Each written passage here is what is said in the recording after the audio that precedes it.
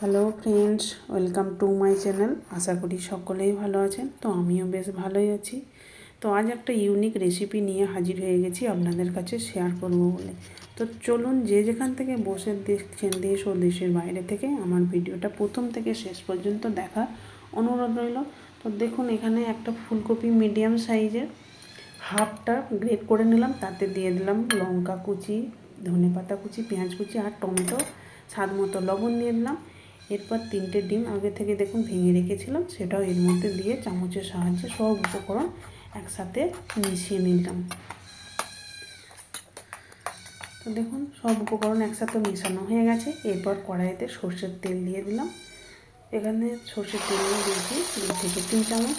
তো তেলটা ভালো মতো গরম হলে মিশ্রণটা এর মধ্যে ঢেলে দিলাম। তো ঢাকা দিয়ে আঁচটা লো টু মিডিয়াম আঁচে রাখতে হবে, তা নাহলে নিচেটা পুড়ে যাবে, উপরে কিন্তু কাঁচা থেকে যাবে।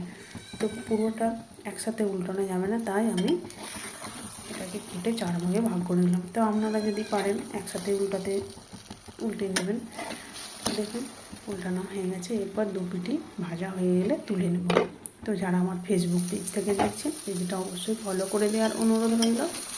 আর যারা আমার ইউটিউব চ্যানেলে নতুন বন্ধু আছে, একটা সাবস্ক্রাইব করে পাশে থেকে যাবেন আর বেল আইকনটি প্রেস করে অল করে রাখুন, তাহলে আমার নতুন নতুন রেসিপি ছাড়ার সাথে সাথে সবার আগে আপনার কাছে পৌঁছে যাবে। তো কড়াইতে আরও 2 থেকে 3 চামচ সরষের তেল দিয়ে দিলাম। তেল ভালো মতো গরম হলে দিয়ে দিলাম হাফ চামচ কালো জিরে, গোটা জিরে, দিয়ে দিলাম পেঁয়াজ কুচি। এখানে একটা বড়ো সাইজের পেঁয়াজ কুচিয়ে নিয়ে দিলাম। পেঁয়াজটা হালকা গোল্ডেন কালার হলে দিয়ে দিলাম 3টে চিরা কাঁচা লঙ্কা, লবণ দিয়ে দিলাম আর দিয়ে দিলাম একটা মিডিয়াম সাইজের টমেটো।